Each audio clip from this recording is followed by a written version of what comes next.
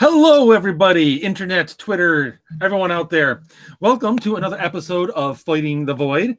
And today, Crystal, my regular co-host, joins me with, you know her as Red these days. She's been around, you know her by different names, but we're going with Red. Or at Diane, how do you pronounce that? Your Twitter handle? I forget which one it is now. The one that starts with a D. Dynamite Redder, the one that I'm on now. Redder. Okay, yes. Dynamite Redder. Yes, that is your current Twitter handle, as far as I know. Unless you've gotten banned since we started this, which... Oh my God, I might have. I might have. This is done. We haven't said anything yet. So, good. If that little aside isn't enough for you, you can imagine that we're going to be talking about Twitter and its little war against the First Amendment and banning and suspending people for sometimes who knows what. But before we get started, just so everybody knows, you can follow us here on Twitter at Fighting Void, or you can email us at fightthevoid@gmail.com. And of course, you can go to the YouTube channel, also Fight the Void. And you can ask questions and everything as we're going along if you are so moved. So with all of that being said, let's go ahead and get into it. We've actually been trying to work this out for a while, but we finally just managed to make our schedules meet up, which is awesome. And what happened right after we finally started to make our schedules meet was your friend Jimberwolf. He got a big suspension. I wouldn't call it a big suspension, but yeah. I mean, you've had worse. Yeah. Well, that's what you get when you when you kick the wrong bit of flying insects. I don't know what you're talking about. I know you don't. Why would you? But anyway, so recap for us. What went on with Jimber? Okay, so he made a tweet. I might not have it word for word. It said something along the lines of, if you shove your fingers in her mouth, she technically can't say no. So like rape joke. It's not, yeah, kind of. And a lot of people got mad at that. And I don't have a problem with people getting mad. I don't particularly like rape type of jokes or things that you say about rape anyway, but it was the reporting that got to me. Right. Like, call him an asshole, do whatever you want to, but to actually, I don't know, to like report somebody for something you don't like, it's like such a pussy ass thing to do. Yes, it is. I mean, it has happened to you more than once. In fact, I ended up getting a 12-hour suspension. They never told me for what. Yeah, just recently. Yeah. And you haven't found out. You haven't found out why at all. No. That makes perfect sense. Well, to be completely fair, I think my personality is a violation of Twitter's terms of service. My whole personality just violates everything. This is true. You've got a forceful personality that doesn't really suffer fools well. No. Which is what I like about you. So, anyway. Yeah, you say what you mean and you mean what you say. Exactly. That's how everyone should be. Exactly. But with like the Jimber thing, I really feel like, because these people were fighting for so much attention, I think that it's only fair that we give some of these people attention. So the one is, and I'm not going to give the actual handle because you could find it if you really wanted to anyway. Kyle, some dude by the name of Kyle. I guess he's a male feminist. Go figure. His name's fucking Kyle, right? Like his mom already knew what route he was going to fucking take, right? Like, oh, I'm just going to name him Kyle because he's going to be a crybaby bitch on Twitter eventually. But like he started with the comment like, rape is never funny, which, okay, the act itself, of course it's not funny. Obviously not. Right. But rape jokes are funny to certain people. Like, whether you like it or not, some people think they're fucking funny. Right. In the right context, can be funny. Dark comedy is a thing for a reason. Yeah. Right. Exactly. Well, and the thing that got me was some of his tweets, and I don't know, I can send them to you if you want. Well, no, I can't because he fucking blocked me. Go figure.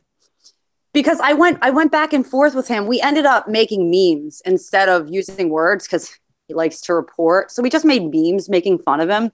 Oh, you're talking about Kyle. Kyle, yeah. Yeah, okay. Kyle. No, not Jimber. No, we make fun of Jimber to his face because he doesn't report it because he's not a bitch. I was gonna say, I was like, wait a minute. But like he was making tweet jokes, right? Like about incestuous relationships with his grandmother, like eating out his grandmother. Dude, yeah. Right? I was like, dude, what the fuck? Like, that's not just wrong, it's also disgusting. Right. Like are we really not going to talk about this? Like no one's gonna bring this up. We're just outraged by rape. And then like I guess to make it the situation what he thought would be better, because I'm like, did your grandmother consent to you fucking her essentially in your tweets? Like, did she consent to that? You're rape tweeting your grandma. Like, that's kind of fucked. But he's like, oh, well, his grandma is dead. So, like, that's better, right? Because now it's kind of like necrophilia too. Okay. Necrophilia, right. Now, necrophilia, incestuous, like, these jokes are cool. And then the other one, Sam, she goes by Sam. She didn't like it. And she goes, I will report every rape tweet that I see. I'm like, great, she's fucking unhinged. So I blocked her anyway because I tend to block. At this point, I've realized you got to block people that outright say they report. Yeah, I think that's fair, because if it is somebody who just their whole mission in life is to be the thought police, it's like, yeah, I don't want you anywhere near my timeline. And I found one of her tweets where she's like, somebody hurt her friend, and then she's like, narrator, and something I saw with her first kill. Did you see that?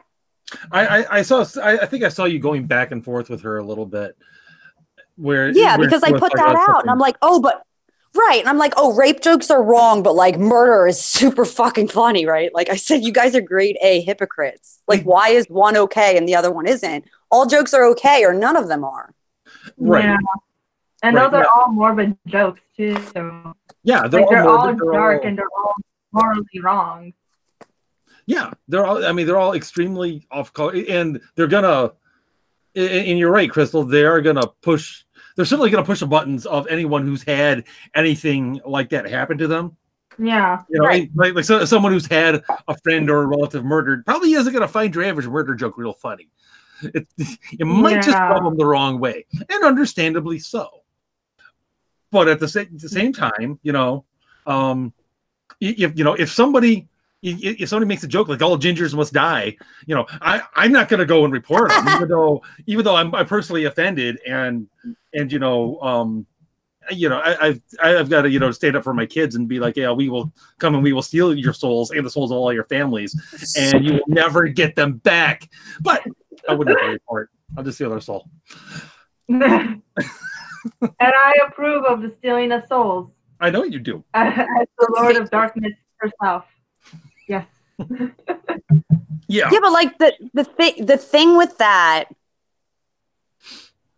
everybody jumped on him to like, and then they were just like tweeting comments that like report, and then like some of them after he was suspended, some of them were like they took a screenshot of like his profile and it said account suspended. And they're like, we got him. And I'm like, why the fuck are you so proud of yourself? Like, yeah, you told mommy. Like, why the fuck would you put that out there? You look like an asshole. But then like he wasn't, I don't know did you find out why he was suspended? Well, I thought you said it was because of the rape joke. That No, he wasn't suspended for the rape joke. Like they reported that. That's not what got him. What got him was his Avi, because he had I guess he photoshopped a check mark into his picture, and Twitter didn't like that because Twitter must have emailed him and said like, we give out the check marks. You're not allowed to put a check mark on your picture. Oh my gosh. So it wasn't even the rape joke. And that was the funniest part, because Kyle's like, when I was going back and forth with Kyle for a while, he's like, well, Twitter agreed with me that it was very problematic. Did they really? because it had nothing to do with that. And it was so funny when he came back. I was dying. Yeah. You know, you never know with these guys though. That's the real problem. You never really know what it's really about, because maybe it was because they're like, oh no, all your check marks are belonging to us, or it was the rape joke, but they didn't want to be called out on the obvious hypocrisy.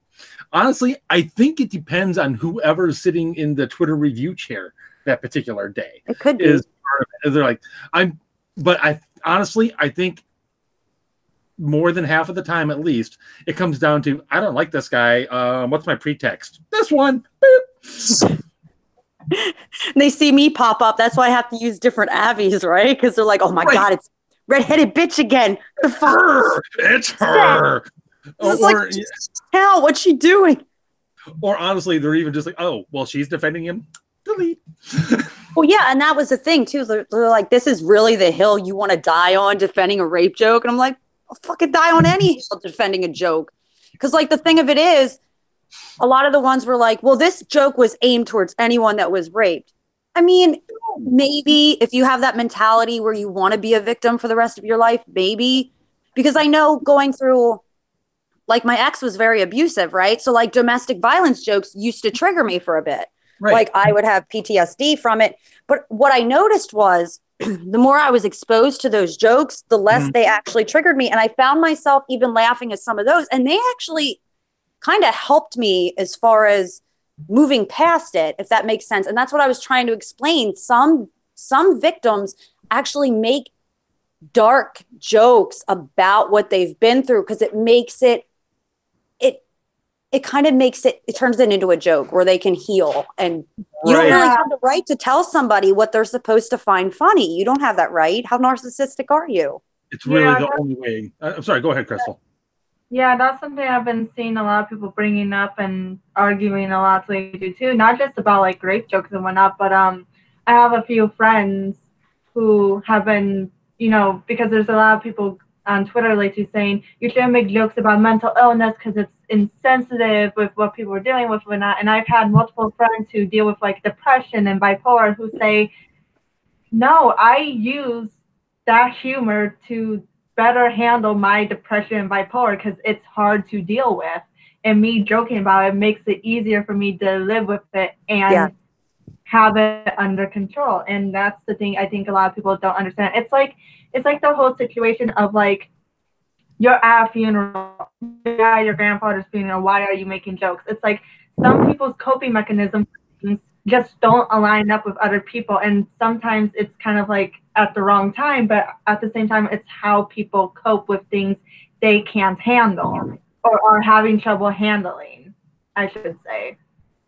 Yeah, it's a way, it seems to me anyway, to be a way of, it's a way of it's a way of fighting it. It's a way of, this is the only way I can punch back. It's taking away its power. Yes. Yes. Well said. Yes.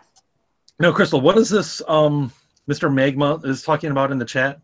This aristocrat's joke? I don't know this. He's talking about, I guess the aristocrat's joke. I'm not too familiar on what that joke itself is, but apparently it's one of the most offensive jokes ever told. And he said that the climate of discussing whether or not all jokes are okay, or none at all is reminding him of that because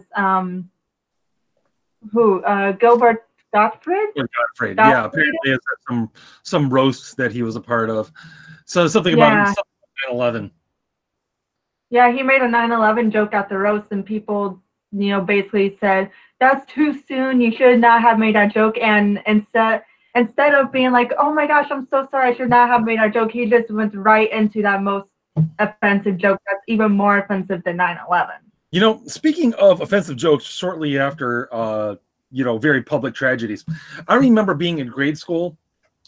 And Crystal, you're way too young to relate to this. But when the Challenger blew up, there were jokes about that flying all over the place, even in grade school. Like, For example, Red, do you remember what NASA stands for? Did we lose Red? Is Red's muted? No, I'm here. Okay. Do you remember what NASA stands for after the Challenger explosion? No, I don't remember that. Need another 7 astronauts.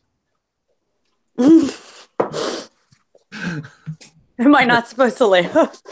It's just an example of the kind of off-color jokes that can start flying around immediately after a major tragedy.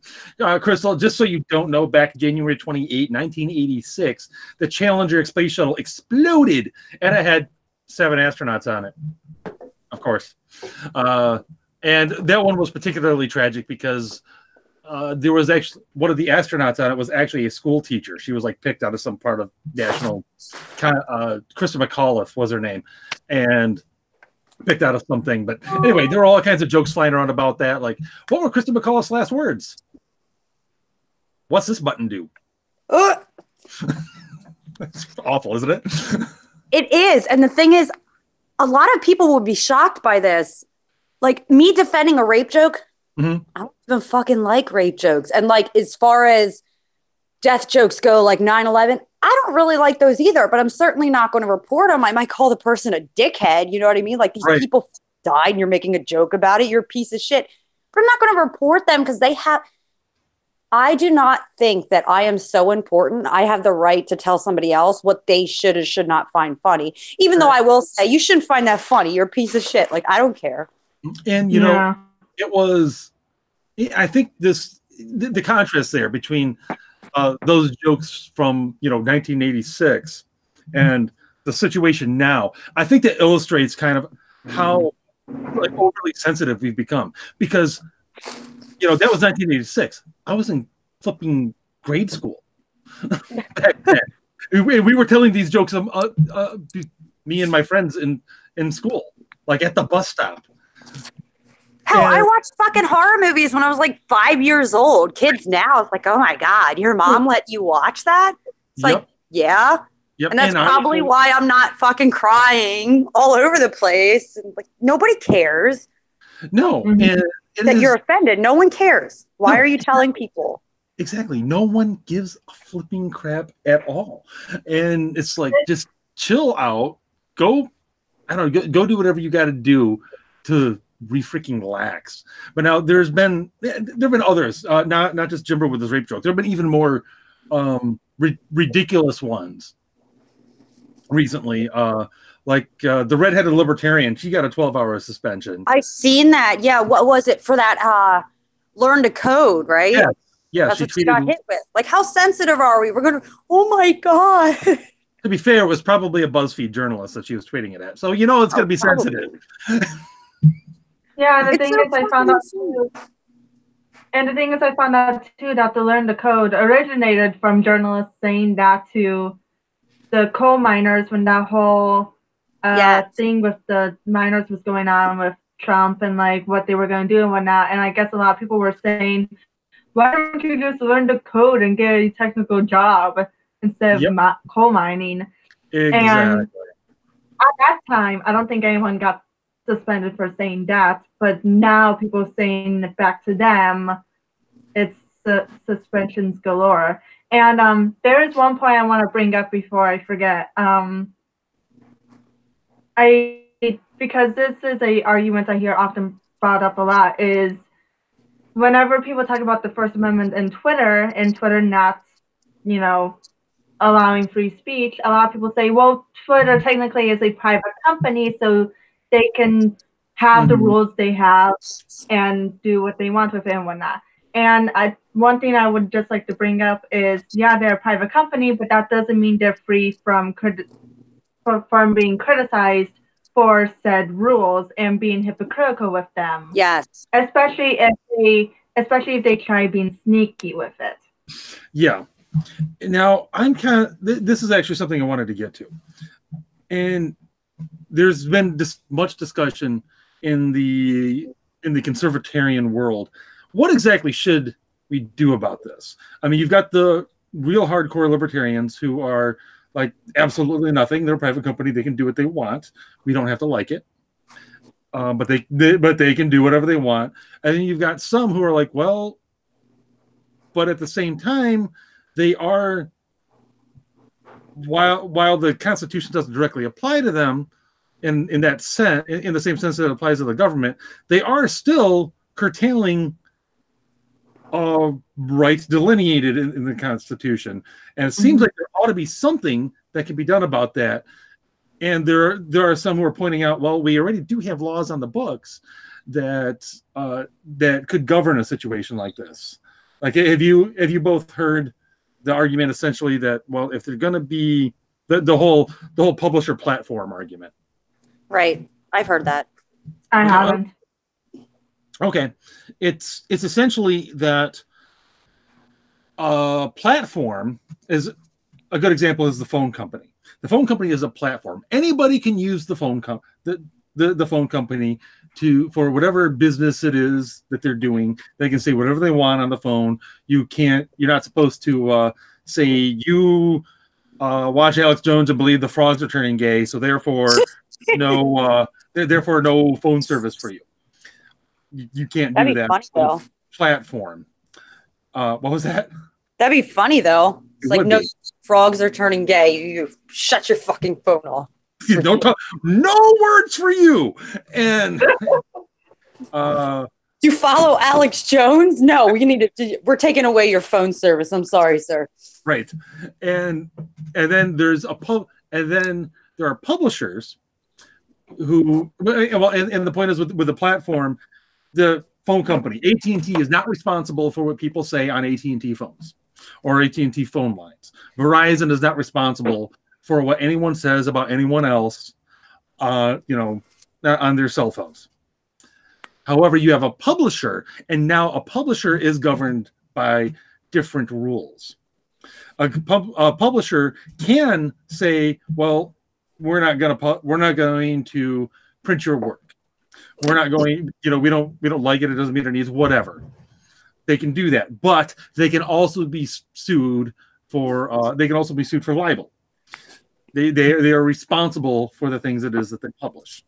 So the argument is that Twitter and Facebook and so on and so forth, they have been regulated like platforms, but they're acting like publishers. So essentially, they're getting the best.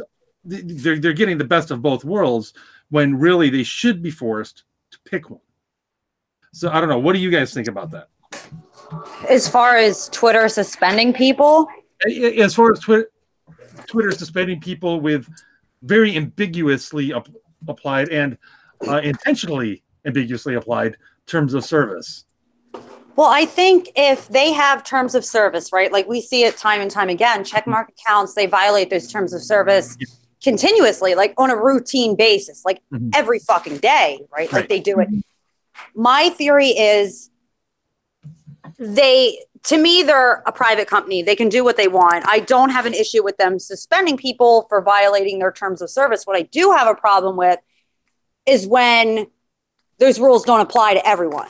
They either have terms of service that can be violated and have their account suspended, or they don't have them, but they should apply to everybody.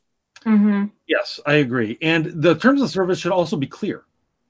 Yes. Yeah. And especially, and if they suspend your account, like that 12-hour ban that I got, I tweeted out all the screenshots that I had. They did not give me a reason why. They just told me that I violated hateful conduct.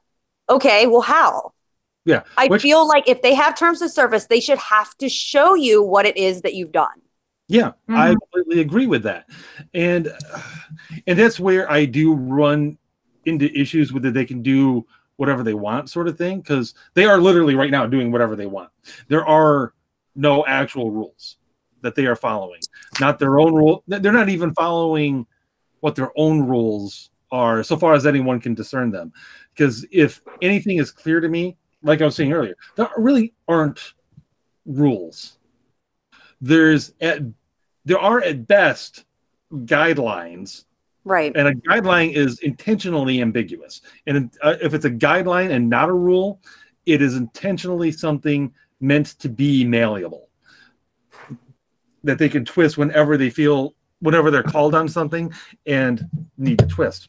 Well, it was like the Catholic kids, right? Like we seen it. How many people called for them to be hit, and for what? Because the kid fucking smirked. Teenagers, I have one. Teenagers are assholes. Like straight up, teenagers are assholes. They act in ways that we don't act as adults. But to sit there and say, "Oh well, my kid would never act like that." Bullshit. Bullshit. I don't care. As soon as they're away from you, guess what? And I work with kids. Guess what? As soon as you're away from them, your kid does act like that. I'm sorry, they do. Oh, probably. And I catch my kids being little pricks from time to time, and it's like, hey, knock it the hell off. Exactly. And I think the problem with that is they were calling for those kids to be, and I'd have to find it, but they were calling for kids to be essentially assaulted for doing absolutely nothing. They doxed those kids. The kids were getting threats. Their family was getting threats. It wasn't necessary. No. And then when more and more came out of what actually happened, my thing was, so a few things could have possibly happened. They didn't have the whole video, which okay, fine. You jumped the gun. You shouldn't have done that. You should have waited. You should have done your due diligence and made sure that what you were putting out, especially when it concerns teenagers, right? Because they're kids. Yeah. You should make sure that that story is accurate before you put it out. Yes. Or, and the worst case scenario, they had the whole footage, but we hate Trump so much, right? Like those kids, we have to slander them. And unfortunately, that's the one that I'm going with happened. They knew, and then when they were caught, they kind of backtracked and tried to like paint themselves as the victims. Like, did you see any of that? The journalists trying to paint themselves as the victim? Oh yeah, I followed that. I followed that fairly closely, and was utterly appalled by the conduct of just about everyone who was reporting on that situation. Like everyone in the mainstream media, just about everyone, well, not everyone who initially commented on it, but a lot of people who initially did. It was really interesting, and especially the ones who like took a long time to issue any sort of retraction. Like, and I follow this in part partially because I'm Catholic, so I'm like, oh, this will be interesting. And what actually got me was there was a tweet. I won't mention who it was from, but it was essentially, what kind of behavior would you expect from a bunch of Catholic kids? I was like, oh, well, that's fun. And that's what he said about God, too. There was one tweet, and I don't know if it's the same one that you're talking about. Somebody said, this is what happens. And I commented on it. I'm surprised this person didn't block me. They're like, this is what happens when you allow God into schools. And I'm like, what exactly happens? The kid just smiles instead of knocking that person the fuck out? Like, had that been any other teenager, that man was banging a drum in that kid's face, and he stood there, and everyone else called it a smirk and like him being nasty. I didn't see it that way. His body language showed he was highly nervous about the close proximity of that man being to his face. Yeah, especially when you watched it like more than just the 5 seconds that were initially shown. It's like, that kid, he didn't know what the hell he was doing, especially when you see him like turn around and tell the other kid that like, hey, stop arguing with the dude. Yeah, he told him that. And another thing, like somebody had said, well, that Native American man had, he has so much to teach those kids. And I probably would agree with that. And I probably would be on board with that if he was trying to teach the kids something. He wasn't doing that. He was instigating the situation with teenagers. He's not innocent. Yeah, he went. And he tried to carry it forward too. Since you were following it, I'm sure you heard that he tried to crash the mass at the Basilica there in Washington D.C. later. I've seen that. The next night, and I was like, wow, because I was actually at that Basilica for mass Sunday morning. I didn't know anything about that until after the fact. I was like, oh wow, that's cool. And but what really appalled me was not just their bishop's initial response, which was the same as the mainstream media's initial response. It was also his apology when he finally got around to issuing one was pretty weak sauce. He was all like, I let myself get bullied. I'm like, really? You let yourself get bullied. You let yourself get bullied by the Twitter mob. Do you have no spine? I am bullied by the Twitter mob every fucking day. See me going on the news and fucking bitching about it. Just fucking block or mute and fucking go on about my day. I know. Yeah, well, I hate to say it. I hate to say it, Red, but you've got a bigger pair than the Bishop of Lexington, Kentucky. I know. You don't have to tell me. It depresses me to say that, but it's true. Well, you're going to really like this. Okay. So like that whole situation went down, and being a libertarian, like I think that businesses should be able to do whatever they want. I think they should be able to say, hey, we're not going to serve you. And they don't have to give an actual reason. They should be able not to serve you for whatever reason. It's their business. It doesn't mean that people can't complain and threaten not to go there anymore. But like when they did that, the gay wedding, okay, with the cake. Yeah. I'm like, you couldn't go anywhere else. So me and my friend are actually planning on finding, because she's relatively close to me. We're probably like 40 minutes apart, driving distance. I'm like, what is a really good leftist baker in southeastern Pennsylvania? I'm like, we need to go there, and we're going to videotape it. We want to go there and have them make us a Make America Great Again cake with the kid smirking face on it and see what happens. Oh my gosh. Yes, you have to do this. This is man. That would be the best trollery ever. Yeah, just to see the reaction, to see if they're being intellectually honest with themselves. Because if they're going to force a Christian to bake them a cake for a gay wedding that they already know, and let's be honest, they already know that they're against that, right? So like it almost feels like they went there on purpose to try to destroy that man's bakery. I'm not okay with that. So I'm curious if the shoe was on the other foot, how they would react to that. And I don't think it would be taken too kindly to ask for a Make America Great Again hat or cake. And the funny thing about that is I don't even like Trump, right? I just think it's funny because it makes people so mad. Right. It's just like, orange man bad, red hat. It's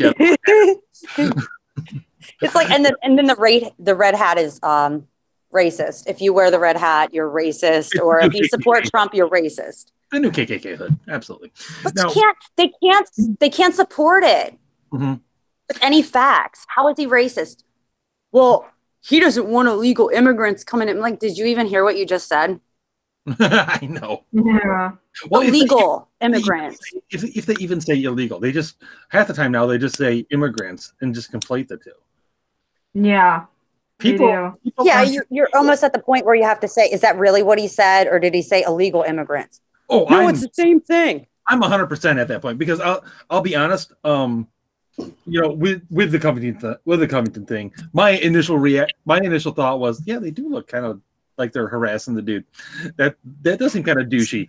But well, I quickly learned my lesson. Like by the end of the day, it was like people were saying, no, there's more video and everything. I'm like, all right, let's see what happens. I'm like, okay. A few hours later, it's like, okay, this is completely wrong. So it's like at this point, especially the way the media acted after the fact, is like I have no more benefit of the doubt left for them. I don't even assume good faith anymore. I don't even assume simple bias. At this point, I assume right out of the gate that they're lying to me, and not just like kind of like this is just what I believe. These are the facts as I see them, or like it's just a bias sort of thing. So kind of an honest mistake. No, I think it's malice at this point. Like that's honestly default assumption now, as opposed to like where I'm willing to go. Yeah. Well, because I defended people that support Trump and say, obviously they're not all bad. And if you're putting everybody that supports somebody under that same blanket, like it's a very shitty thing to do. And you can't judge people based on something like that. You can't judge a group of people. I was called a racist for that. Go figure. I was called a racist again. Well, you are white. I know. Damn, I'm really trying to work on that. But I said, please point me to one of my tweets. Link it below. That is a racist tweet. I shit you not, and I'll fucking find it. It's so funny. She goes, I don't have to show you anything. I'm not your slave. And I'm just sitting there like, what? Like, what just happened? You're not my slave, but you're saying I'm a racist and I'm asking you to like show some kind of proof. Just one little bit. Mm-hmm. All of a sudden you're not a slave. I never called you a slave. What is wrong with you? That is the latest thing, you know. It's not my job to educate you. Yeah. Educate yourself. I'm like, well, I mean, you came at me, so. And problematic. I hate that word. Oh, yeah. Even when it's used legitimately, it's tainted for me. Oh, yeah. I can't use that word without, like, cringing a little bit inside. It's very problematic. What's problematic about it? It's true. Exactly. Well, it hurts. It hurts my feelings. That's not problematic. That's like a problem. Yeah. There was another situation that happened. This was a while ago, but I figured it pertains to what we're discussing today. A while ago, there was I'm sure you both are familiar with the show Supernatural. Mm-hmm. I know Ginger is. Yes, Gene is hot. Did I say that out loud? You said that. Yeah, yes. You said, okay, that just means that you're female. All the ladies love the Dean, and I get it. Hey, if Jensen Ackles is watching this, hey, honey. Oh my god! What? We'll tweet it at him. Oh, and don't do the beard thing. It doesn't work for you. Oh, did he try to do a beard thing? Oh, he tried to do a beard. Crystal, did you see it? It doesn't work. I don't like it. I disagree. But anyway. Okay, girl fight over whether he should wear a beard. That's the next. I'll sit over here being uncomfortable. But a while ago, there was this incident at one of the Supernatural conventions. Because at these conventions, it's the lead actors, Jensen Ackles and Jared Padalecki, and they're talking to the fans about the show and working together and whatnot, and the fans have an opportunity to ask them questions, right? And at one particular convention, a fan asked for, I can't remember what specifically they were asking for, but basically it was like a joke question of, what's their best pickup line or something like that, or led to the question of, what's the best pickup line you guys have?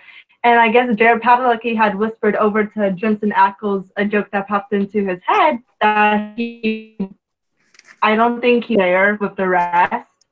But, just whispering it over to Jensen Ackles and Jensen Ackles being like, okay, yeah, don't say that, dude. But the crowd was like, no, say the joke, say the pickup line, say it. And they kept egging him on to the point where he's like, okay, fine, I'll say it. And his joke was basically like, can you smell this and tell me if it smells funny or something like that? Basically a chloroform rape joke is what it was.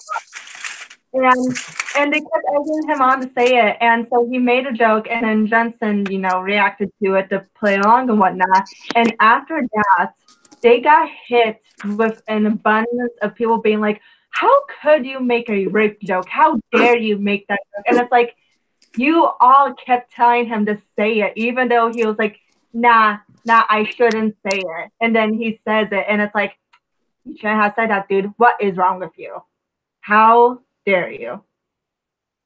You need to check your privilege, basically. Yeah, no kidding. Okay, this is a question for Crystal. Jensen Ackles or Mark Pellegrino? Oh, that's unfair. I know. I know it is. Do I get to answer too then? You're allowed to have an opinion, but this is personal for Crystal. Uh-oh. I shall plead the fifth. What? You don't get to have both. Because Red gets the other one. Sorry, went down wrong. You can't have me pick between my idol and Dean Winchester. I know. Sure. You can't. Okay, Red. What's your thought? Okay, well, I need more detail. Like, as far as what? Yeah. What do you mean what? Like, do you mean to have a beer with? Like, what exactly do you mean? Because my answer will be different depending on the situation. That too. Okay, what one of them's picking you up,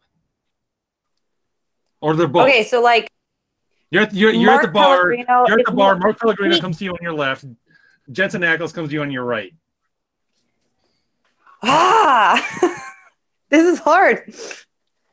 I'd probably go with I would personally I'd probably go with Mark Pellegrino just because he's probably more on par with me politically. Yeah. That's probably true. That's fair. That is But if fair. we're going Because he based is on hard to get. looks, you know. It's Dean. Yeah, because Okay. are they allowed to talk? If they can talk, then we're going Mark Pellegrino. If they don't have to say anything, we're going Dean. I would assume some sort of talking would be involved at some point. Yeah. I don't know. Okay. He might be a leftist. See, I don't know. Mark, I don't want to talk to that. Pellegrino seems pretty, I guess, centristish. I think it's fair to say. He's part of the he's part of a libertarian party, I believe. Oh, well, there you go. There you go. Then the answer is definitely clear when it comes to actual. It's actually oh, wait a minute. Do we have who's Loaded Boomstick? Do you know Loaded Boomstick? Or is it just Boomstick? What's that? Crystal? Tell him to go fuck himself. Well, I think you should say that now. Oh, hi, Boomy. Boomstick, I hope you got that. Hey, okay. So, kind of back at the now, Red, are you familiar with the whole Sargon Patreon situation? No. Okay. You have to fill me in. I have no idea. Okay, because this directly applies to the whole private company doing what they want thing. All right. Okay. So we all know who Sargon of Akkad is, right? Yes. Okay. Okay, He got kicked off of Patreon because he said something. Oh, he dropped an N-bomb elsewhere on someone else's show, and he was dropping it as a way of insulting the alt-right. But he dropped it, and again, it was not on anything associated with Patreon whatsoever, to my knowledge. But they booted him off of Patreon for it. Wow. Yeah. Now, and it gets worse because I think he was going to Subscribestar, which is a Patreon competitor, and all of a sudden, Subscribestar wasn't accepting any new accounts, any new payment processing. Essentially, they couldn't basically funnel money. Mm-hmm. And it turns out that, and I got this part of it from Matt Christensen. He was one of the many YouTube creators that Patreon reached out to as a result of all of this. And I forget her name, but the head of whatever it is, PR or whatever it is, trust in something, trust in compliance or something, something Orwellian, said that the payment processors had essentially asked them to kick Sargon off of Patreon. And by payment processors, we mean MasterCard and PayPal and possibly others. So this is, and that's where I have a little bit of issue with the whole just they're a private company, let them do what they want thing, because where does one draw the line? Because these days, you can't do, it's really hard to get by in modern society without using a flipping credit card. So if even the credit card companies are policing your damn speech, we've got a problem. We've got a big, big problem. That's goals for me. That's what? That's a goal for me to see if I can get them to try to shut me down. Yeah, that is definitely a goal. And it's something that would certainly illustrate a lot about just how far this particular leftist hierarchy really goes and how far they're willing to go to actually shut people down. And I do think that is a legitimate problem. That gets to the point where, I mean, we actually are. That's just that's an example, and the fact that they were willing to shut down a whole Patreon competitor temporarily. Subscribestar is now able to process payments and everything again. I don't want to give the impression that they've been permanently shut down. They haven't. In fact, Matt Christensen is using them now. He's off of Patreon as a result of this, and we are literally at a point now where there are at least some very large private companies that have massive reach, massive amounts of power, and a clear ability to affect individuals and their livelihood, where they are using that based on, and they're using that power to shut people down, to shut down people's speech. And that is scary as all heck. And it seems to me that part of the reason we do have a government is to protect us from that kind of overreach. Granted, of course, the government is just as guilty of significant overreach of the same variety. And therein lies the rub, as they say. It seems to be a bit of a dilemma where you're almost forced to choose which devil to put you to get into bed with, so to speak, or at least which devil to tolerate, I should say. Yeah. But that's the thing with these situations. You're kind of damned if you do, damned if you don't. Exactly. If you think about it. What's really, so with these situations, if you have the government step in, then allowing the government to step in means that they're gonna be like, oh, I can step in and do this. I can also go and do that thing that I don't like, but you don't necessarily want me to do, and then I can go do that, and then that, and so the government's gonna become too powerful, so you can't have that. But if you go based on just society and its people, then you run the risk of mob mentality, because on the one hand, you can make really good big differences by speaking out and having a lot of people speak out. Like, for example, with Scientology, you know, Leah Remini is doing her series where she and a bunch of other people are speaking out against it, and it's helping kind of break down, you know, this cultish organization. However, on the other hand, mob mentality leads to the teenagers at the Catholic school. They lead to people getting fired for being a conservative. They lead to people getting suspended for ridiculous things. So it's really difficult because it almost seems like there's no completely right answer, because either path you're headed down the wrong way. So it's more so a question of which one would be a easier situation to fix if it were to get worse. If we a had mob mentality, government.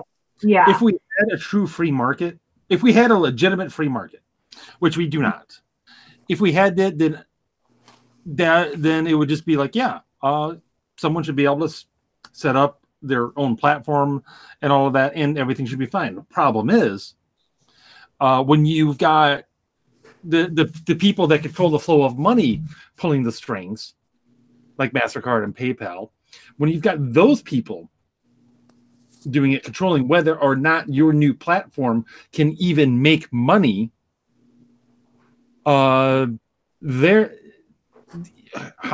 do you go and build your own platform then? How do you build your own competitor to actually take on these people head on in the free market? They're literally shutting down avenues in the market with their power, and they are in fact working together. I mean, just the fact that the canary in the coal mine example of Alex Jones, when which I don't think anyone's a huge Alex Jones fan here, but it was still obvious conclusion when almost everybody shut him down on the same day. And I don't even like him, right? Like, I think he's a crazy nut job, but I would much rather, because what was his whole stick? Like, everyone's against him and they're trying to silence him and roar. And then they go and fucking silence him. And the worst thing you can do to a paranoid, crazy person is to do exactly what they say you're going to do, because then you have people that might have been on the fence with Alex Jones, and then they're like, holy shit, man, he's fucking right.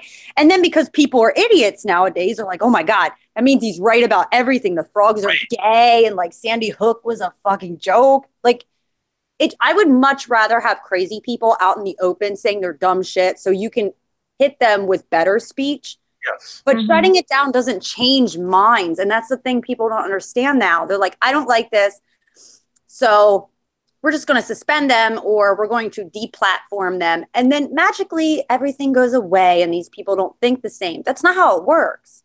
It makes them worse.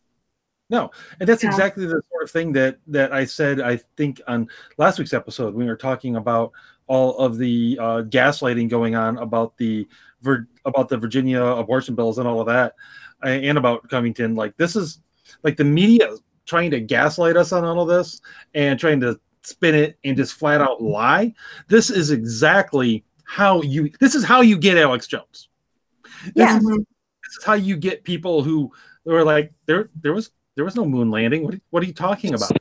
This is how you get the crazy conspiracies. This is how you get the crazy anti-vaxxers, like the hard. And I don't mean vaccine skeptics. I mean the hardcore people who are like, it's gonna give my kid autism, and the government is using it to control us, and the whole 9 yards. That's how you get. That's how you get that kind of conspiracy theory, by shutting people down, by going, how dare you say that? How dare you ask questions? You shut up and you go away. It's like, oh. Yeah, that's the big issue, because you shut someone down, it doesn't make their speech go away. It makes their speech louder, because it's like, oh, why are you shutting them down? What is it are they saying? And then if they're saying something that seems to be right, or even if it's not right, but like appears to be, like in the case of like Alex Jones constantly saying people are trying to silence me, and everyone's being like, oh my gosh, you're such a loon, chill, no one's trying to silence you. And then it happens, and people are like, oh crap, he was right. And again, what else was he right about?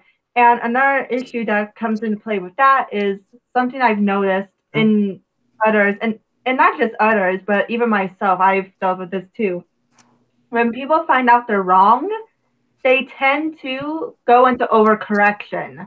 Yeah. So yes, like, there's how many people who used to be hardcore leftists, and now, granted, this isn't as common. This is just an extreme case. But like, say you have a hardcore leftist, and then they find out they were wrong about a couple things, and then suddenly they're like borderline white supremacist neo-Nazi because they overcorrect so much. Now that's not the common case. Don't get me wrong. Excuse me, sorry. Candace Owens. But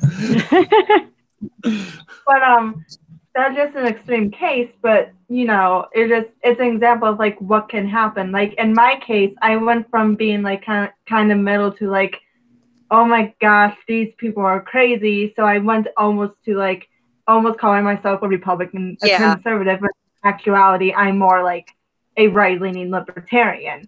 So it's the thing that happens, and then this kind of stuff just amplifies that and makes it even more noticeable. Yeah. And you know, worse.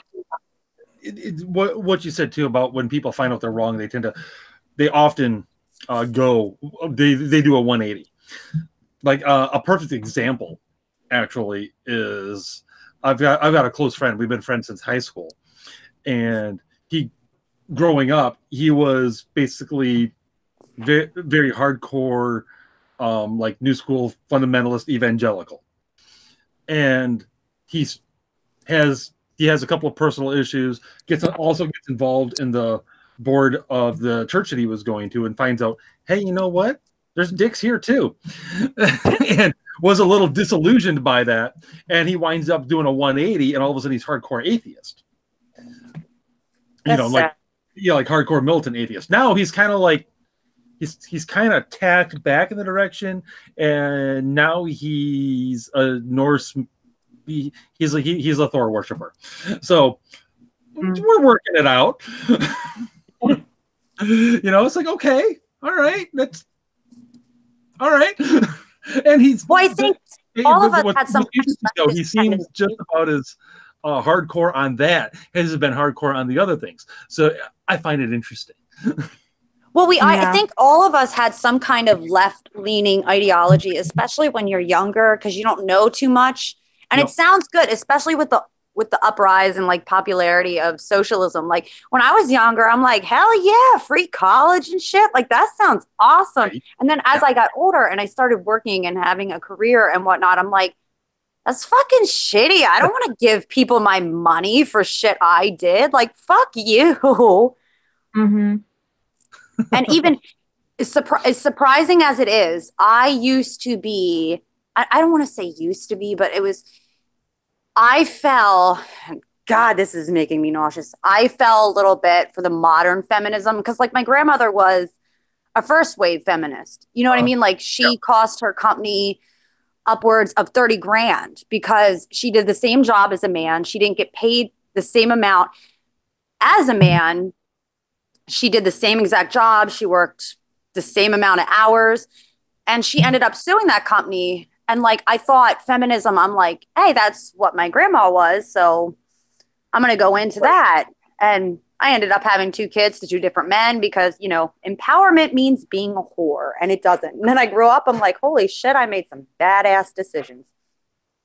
Yeah. Yeah. It just seemed like almost a natural continuity, I imagine at first. Where it's just like, right. Like you said, you know, she was this, so therefore I'm this. And being a feminist it means this, right? Because that's what all the people who are feminists now are saying. So right. And even the pro-choice movement there for a while, I kind of fell into that a little bit because I'm like, well, it is her body. It should be her choice. And then I think the minute I changed all that was when I actually got pregnant with my first kid. There's kind of no going back from that. You can't deny that it's a life. You just can't do it. There's no way you can rationally. Yeah, it's I agree. And it's interesting. Like the whole thing, I can think back now. In fact, I do think back about many other positions that I used to hold. And I'm like, I never would have identified myself as liberal at the time. But I'm like, most of my beliefs are actually definitely left of center. Like even just not that long ago, really. And I'm like, huh, never would have thought it, but yeah. And it's just because for the most part, I was getting my information, just kind of absorbing information from the Google News feed, essentially. And it's like, yeah, and if you're not digging anymore, that is what you tend to fall into. It's the default setting of where the media has you now, because it's not just a Google News feed. It's like almost every movie, every TV show, every song, every book that you take in is pretty much infused with that ideology to one degree or another. So it's almost impossible to not absorb it if you're not paying attention to it. Right. That is a legit issue. And actually, you mentioned, changing views on abortion, and mine changed too. Oddly enough, the same friend that I mentioned earlier was involved in that, and it was, and at the time, at least, he was definitely more pro-life than I was, and I was willing to allow for abortion in various cases, or at least was, I was still on the permissive side of it, I would say. Yeah. This is going back many, many, many years. And then he and his wife, they had their daughter. And their daughter was very premature. It was like 23, 24 weeks, something like that. And I remember I went and visited them in the hospital. And I remember holding her. And I was just like, wow. She was tiny. She was like this big. She was this tiny little thing. And I was like, it struck me as I was holding her. It's like, oh my gosh, this little girl could just be killed. Just like that. Just like that. If she was still, frankly, where she should be at that point in time. He's like, you're not done. You should be cooking. My dad was really premature. He was only like, I think, and that's kind of when I changed it too, because after I had my first daughter, we had that conversation, and he apparently was born, and this was many, many fucking years ago, right? But he was born like 1 pound and something. Holy shnikes. Yeah, and back then he shouldn't have survived. Right. And then like when we got into like the abortion debate, I'm like, they would have been okay with my dad having been aborted, which means I wouldn't have survived. And like, I don't know, it kind of did something to me. And I try not to use the religious standpoint, because not everyone believes in God, and that's fine. It kind of messes up your argument, right? Like if it's an atheist and you're trying to argue and get them to change their mind, you can't really use a book they don't believe in. Yeah. Right. Yeah. Using the Bible to argue that with a non-Christian doesn't make any sense. And the fact is, the only thing you really need that isn't a strictly scientific argument is that human life has some sort of inherent worth. Now, if you don't believe that, then there's nothing I can do for you.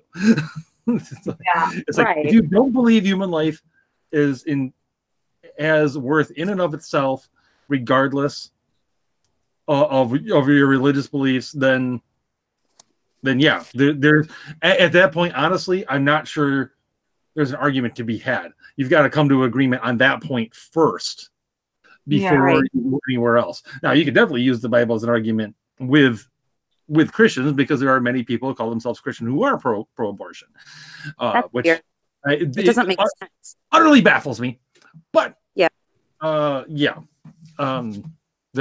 many who do, and there are other issues that let's just say conversations should be had. But yeah, that's the one thing I will get nasty about. Abortion, I will get nasty about. I had someone block me because I said anyone that aborts their kid out of convenience is a piece of shit. I'm unapologetic when it comes to that. And she's like, well, my friends had abortions and I don't really think they're pieces of shit. And I should have ignored that comment, but I fucking didn't. And I said, well, I'm going to say it like this. If your friends aborted their kid, essentially killing them because it was more convenient for them, they are in fact a piece of shit. Boom, block. There's really no there's no arguing that. Now, I do get that people are in difficult situations and everything. I do understand, and I feel for those people. I really do. Still, the rape thing, you mean? Yeah. Well, I wasn't referring to just that. I am also talking about the people who like feel like they have no support or whatever. The father ran out on them as soon as they found out. Things like that. I understand. I do. Don't. Not with that. I also don't think it's an excuse. I understand why a person would think so. I understand why a person would think that's an excuse, but it isn't. Now, the only thing that I'm even willing to come to some kind of understanding with and try to be a little more friendly with them are situations like rape or incest, right? Like I get that the baby incest, they could be deformed and, things can get relatively ugly when it comes to that. Rape, and I'm going to make a lot of fucking enemies for saying this. I know I am. As far as rape goes, I really do. I feel for those women. It's very unlikely that a woman would get pregnant off of rape, but it does happen. But at the same time, you're a victim and that baby's kind of a victim. So like making another victim, it just doesn't make sense to me. I understand it's hard. And I think there should be more outreach as far as psychiatric health where those women go. And then if they choose abortion, then that's fine. But I really don't like ending innocent lives for any reason. I agree with everything you said almost completely, except I still say like, no abortion, because it's not the kid's fault. No, I'm still saying no abortion. I'm just saying I'm more willing to talk friendly to those people as opposed to ones that say forcing a woman to be pregnant is slavery. I've had someone say that to me. Did you hear that? I've heard that. What is that? I've heard it many times. I've heard the argument that the kid's just like a parasite.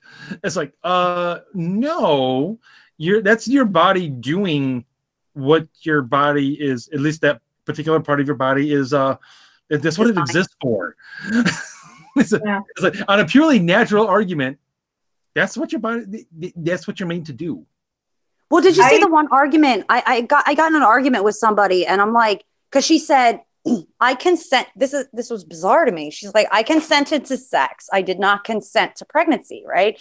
And I'm like, well, sex, if you go into a contract, we'll call it a contract of having sex, one of the repercussions of that could possibly be pregnancy. Like, we know that. This is basic biology and how it works. So I argued, well, when you consent to driving a car, you don't necessarily say, hey, I want to get in a car crash, right? But that's something that could happen when you get behind the wheel of a car. Mm-hmm. So she argues then, well, if I break my leg in a car crash, I can go and get that taken care of. And I'm like, I understand that. You're taking care of the leg. The doctor doesn't cut your leg the fuck off. Like, I don't understand what you're arguing here. Yes. Yes. And I find it especially hard to listen to people who argue that, like, the kid is like a parasite, especially if they have kids of their own, because it's like, you know, like, there are a lot of kids, including myself, who one of their parents wasn't the best, and that makes them feel crappy as it is. So I can't imagine what a child would feel like if their parents' attitude is their kid was basically a parasite. Right? Mm-hmm. Like, you feel like crap if your parents has that mindset about you.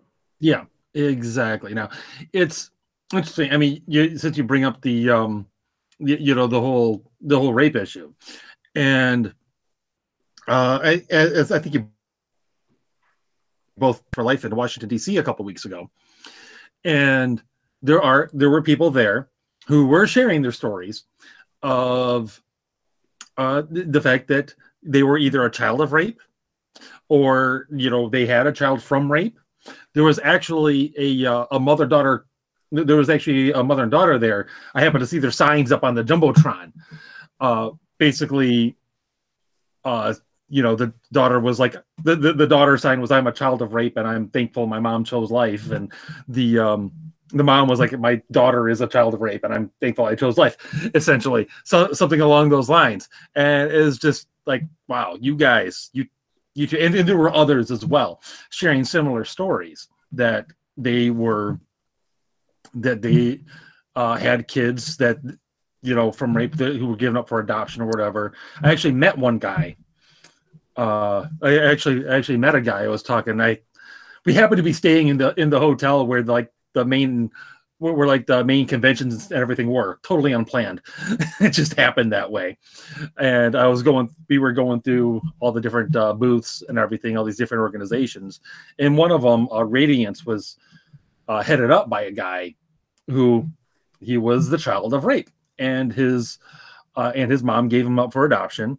And, he had kind of made it his mission in life to tell that story and to fight for other people like himself who hadn't been born yet. He was Ryan something that starts with a B. I can't remember his last name to save my life. But it was, which is really too bad because I bought his book and I have it upstairs. But the name of the book is Not Equal, so you can look that up if anyone is interested. And it's just, I'm talking to a guy who's a full-grown man, is married with like a kid of his own at this point, who many people would actually say not only could be, but even should have been killed. That's baffling to me. I just don't get it. And one of the arguments that I used for somebody who is pro-choice, I'm like, everybody you meet, right? And I don't even know how my mind came up with this, but when I was on the fence, kind of like pro-choice, pro-life, like which one. Everybody that I met and talked to, like for some reason my mind came up with this, but everyone that I met and talked to, they could have been aborted. Like their mom could have said, you know what, I don't want you. And like that really resonated with me. Like everyone that I've become friends with, their mom could have just ended their life. And if you think about it, the mom has the say, right? Because we're in this day and age of my body, my choice. If it was your body, you would die.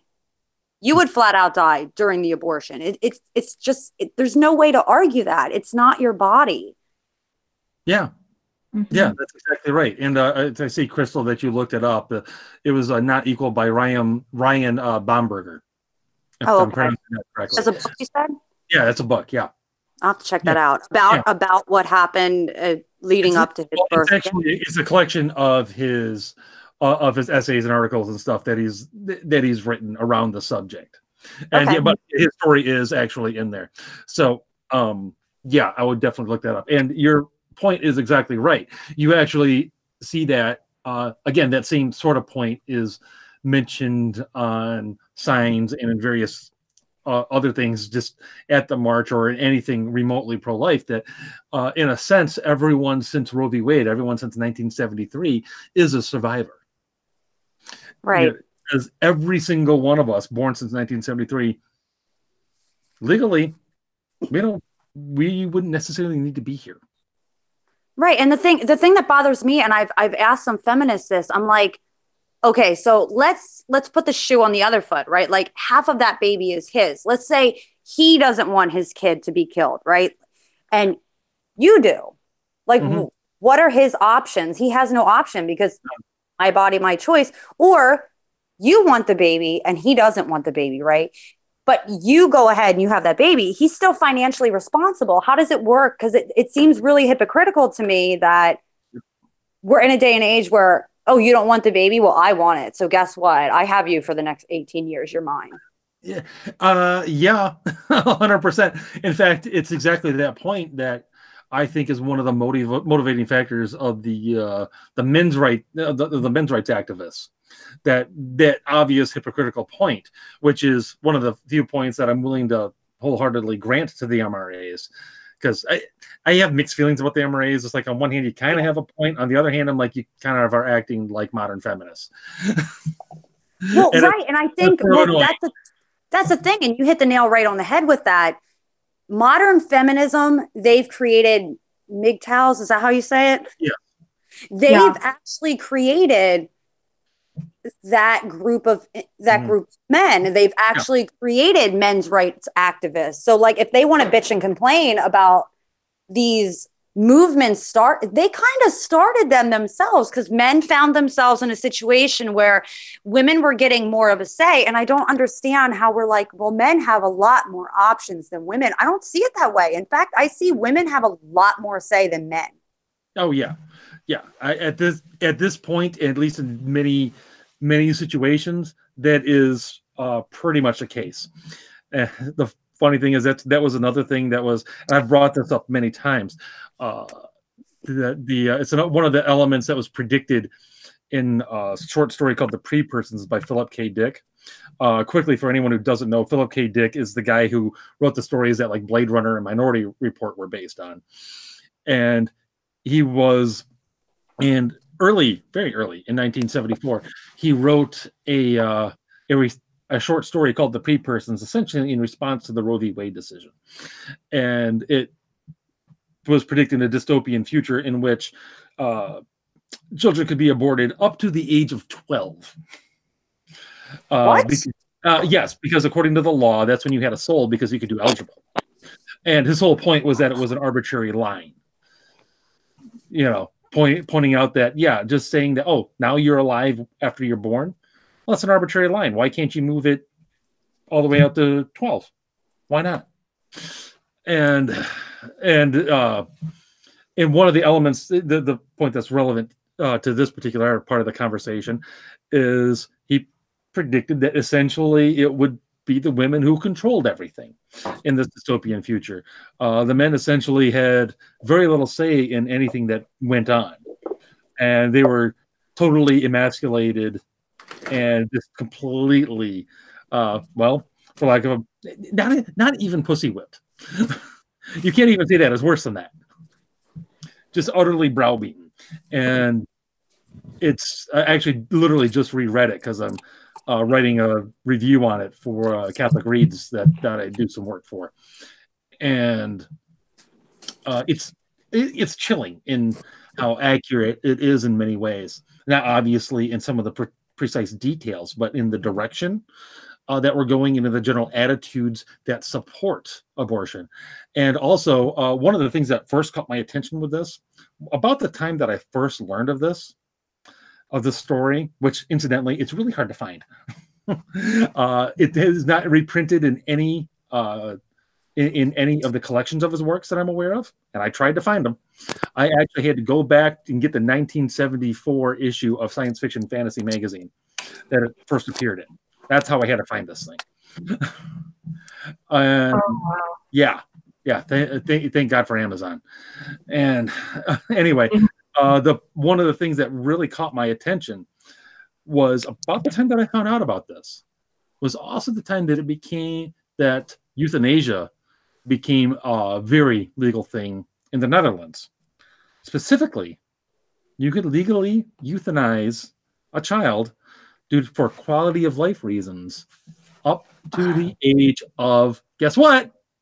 12. 12. Yeah. I was like, what? That's a coincidence. Well, when they say too, they're like, well, babies can be aborted because what was the reason? They're relying on the mother, right? Like that's their argument. But what's to stop them from quote unquote aborting the child after it's been born, right? Because that baby still relies on the mother. Mm-hmm. Exactly. And that's been that's a point that is frequently brought up. It's like, yeah, you're viable in the sense so long as you're still getting cared for, you're getting, you're that you will be fine so long as you are getting cared for the same as any child should be cared for. Well, but you still need that direct care.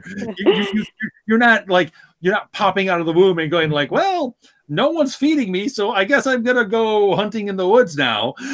Right? Really? I mean, they're born and they're like, I'm thirsty. I think I'll go to the fridge and grab myself a beer. Like that's not the way that it works. Yeah, they can't care for themselves. Yeah. My favorite, well, I don't know, maybe Brett Kavanaugh could have went to the fridge and got himself a beer when he was a newborn. That is a rapist. He's a rapist. We don't talk about him. And he drank beer. He likes beer, so he's an alcoholic. You know what? Train rapist. You know what? I'm actually way graduated from beer. I'm actually drinking mead tonight, so nice. It's really good. It's one of my favorite things. Okay, well, since we're talking about abortion, what is your main argument? Like, say you get somebody who doesn't really want to end human life, right? Like they're at least willing to hear the pro-life side. What is your go-to argument for them? Like if somebody's on the fence, what do you say? The only question that really matters is it a life or not? Right. That's it. If it's a life, you protect it. If it's not a life, well, to the races. Do whatever the hell you want. Well, and I know I'm going to be talking to, who Nico and Shane are, right? Like I'm going to be going on. Yeah, I'm going to be going on their podcast soon. And I'm pretty sure we're going to do a pro-life is actually a libertarian stance. Mm-hmm. Mm-hmm. And I don't, what are your thoughts on that? Because I know we don't want the government involved, right? Like we don't, but we kind of want to make it where abortion is unthinkable, not government intervention. We want to change minds to where it's a life and we don't want to end it because it does violate the NAP as far as I'm concerned. Yeah. Okay. See, I honestly, I'm with you. One, yes, it obviously violates the non-aggression principle because it's a life. Right. And you're talking about ending it. And not to mention, it's a life that can't that can't even defend itself. Right. That's the saddest fucking part. Right. And I think all but the hardest core of libertarians, the one they're not libertarians, they're anarchists. Right. Agree that one of the necessary fundamental jobs of government is in fact to protect life. Protect the life of its citizens. If that's not a legitimate function of government, then there is no legitimate function of government. And again, this is obviously a life. Any science textbook will inform you of this. And if you're not protecting an unborn innocent life, then what is the purpose of any sort of government then? Local, state, federal, whatever. Then it has no purpose whatsoever. If it can't do that one simple job, then it's no good. And again, it comes down to, if it's a life, it's worth protecting, and very clearly, it is a life. And again, it's interesting. I actually had this conversation with a pro-life atheist once upon a time, via the interwebs, and I just kind of asked him, talked a little bit about it, because I was just curious, what his rationale was, and his rationale was that you shouldn't do anything that takes away anybody's chance of happiness, essentially, if I'm remembering correctly. This was a long time ago.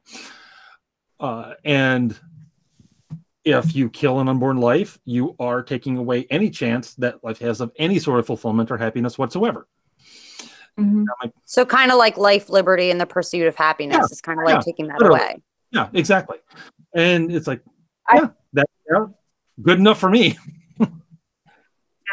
I think your other best bet too is, because the goal from what you guys are trying to figure out is how to have people steer clear away from it without getting the government involved. Your other best bet too, along with that argument, is to also provide, like, instead of abortion, alternatives of what to do. It's like, so like if you're talking to someone who's pro-choice and they're like, well, what am I supposed to do? The person can't have a kid right now. There's adoption, and there's clinics, there's there's resources to help pregnant women who can't afford it. There's resources to help women in very, very, very bad situations who are pregnant, and basically coming up with alternatives. And if there isn't an alternative, suggest what people can come to as a community to help do. Yep. That's the other best bet, because the libertarian argument, to avoid government, is personal volunteering. So that's another thing that you're going to want to go to, is life, liberty, and the pursuit of happiness, science, and alternatives to abortion, because that's the one thing that really gets me to being pro-life and whatnot, more pro-life and whatnot, is the fact that it's like, there's adoption you can do this, you can do that, you can do all these other things. You don't have to kill. No, and these the crisis pregnancy centers and everything, the left likes to paint them as as they give you an ultrasound and a pack of diapers and they send you on your way. That is not remotely the case. I went to one of them, actually. When I was pregnant with my first kid, I went to one of them, and they helped me tremendously. There you go. How so, if you don't mind my asking? Well, they talked to me about what my options were. They set me up, because back when I was pregnant with my first child, I was scared. I didn't know what to do. Me and her dad at that time weren't really getting along too well, and I didn't know what my options were. Even though I was kind of like pro-choice, whatever you want to do, I don't really care. For me, it wasn't an option for me personally. I just didn't feel like it was my right to tell another woman what she was and was not allowed to do. Personally imposed by, yeah. Right. So they set me up with like, well, you don't have the financial backing to help you with this. So here are some organizations we can send you with that will help you financially. And like, they gave me better options to be able to take care of my daughter at that time, that I couldn't financially afford it. I didn't want to. And I told them I didn't know what to do. And they helped me. They're like, hey, call this place. Hey, go to this place. They weren't, hey, kill the baby. You know what I mean? Like, hey, you don't want it. Let's just fucking kill it. Just for funsies. Which is exactly what you'll get talked into if you go into any Planned Parenthood or similar place. I mean, and I'm sure you both know who Abby Johnson is. I actually just know who that is. What's that? I don't know who that is. Oh my gosh. Okay. No, I don't. Okay. Crystal, you know who she is, right? I do. All right, I thought so. We discussed the last podcast. I thought we had. Okay. So read real quick. The Abby Johnson, she used to run a Planned Parenthood. Oh, wait, was she on Steven Crowder's podcast? Yeah, she was just on Carter. Then I know exactly who you're talking about. Okay. She went to pro-life. Yeah, I've seen a few episodes with her. She was there, and there's actually the movie about her story coming out towards the end of March. And oh, really? That's cool. Yeah. The movie Unplanned of March 20 something is when it's coming out. And in any case, she talks about how that's exactly what they do at Planned Parenthood. They try to talk you into abortion, but not too quick. They love to have you delay it a week or two because the organs are much more valuable. Yeah. They get more money too. Depending on the age of the baby that you're aborting, they get more money. Mm-hmm. Exactly.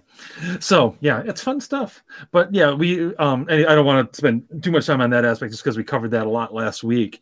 But actually to kind of tie this whole thing together in a way, this last half hour that we've been talking about the whole abortion thing is exactly the kind of speech that many on the left would be trying to shut down. That they try to just shout people down saying that, that's a lie, or you don't care, or you're misogynist, or you're a bigot, so on and so forth. And it's the kind of thing that, if I was trying to monetize this, this would be demonetized in a freaking heartbeat. Well, of course, because it's pro-life. Exactly. This would be demonetized instantly, like the second it was uploaded to the web, and some Yahoo would likely report it. And that's a problem. And regardless of what your stance is on this, honestly, even if somebody, the most rabid pro-abortion person who's like, that's a parasite, it can't live on its own. Yeah, let's see how you do if I throw you naked in the middle of the jungle, you prick. Right? I'm guessing you're not going to be real viable for long. Anyway,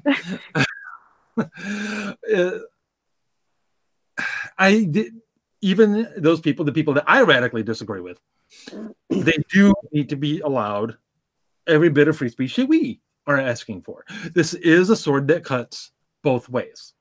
And it's something that many people, especially many people on both sides, do need to keep in mind. Now, right now, the right is definitely, we are definitely the ones advocating for championing free speech, in large part because it's our speech is being attacked. I mean, let's just be honest about that. What I hope is that hopefully when the shoe does eventually get on the other foot, because it most likely will at some point, that we remember the lesson that we've learned. Because as soon as you start using your power, your cultural dominance to shut down opposition, to shut down dissent, not to use it to argue against dissent, but to shut it down, you are amplifying the dissent. You are creating your own worst enemy when you do that. And it's always been that way. It's always been that way. The left came to prominence largely because it was fighting against the right that was fighting, that was essentially trying to shut them down using the power of cultural institutions in many ways. And boy, it's the long-term effects have definitely backfired. And the thing is, if you're going to advocate for free speech, it's got to be consistent. Like Red, exactly like the situation that we started talking about.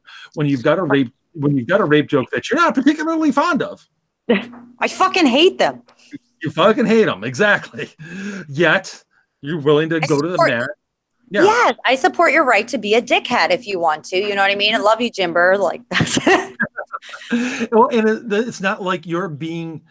And you mentioned dying on the hill. It's not like you're dying on the hill for the rape joke. You're dying on the hill for free speech, which happens to, at a particular moment in time, be represented by a rape joke. It's the principle that you're dying on the hill for. Well, right. And if you think about it, if we look at the First Amendment, right? Like if we look at it and people say, oh, well, that has nothing to do with nasty speech, like speech that makes me sad or speech that makes me cry.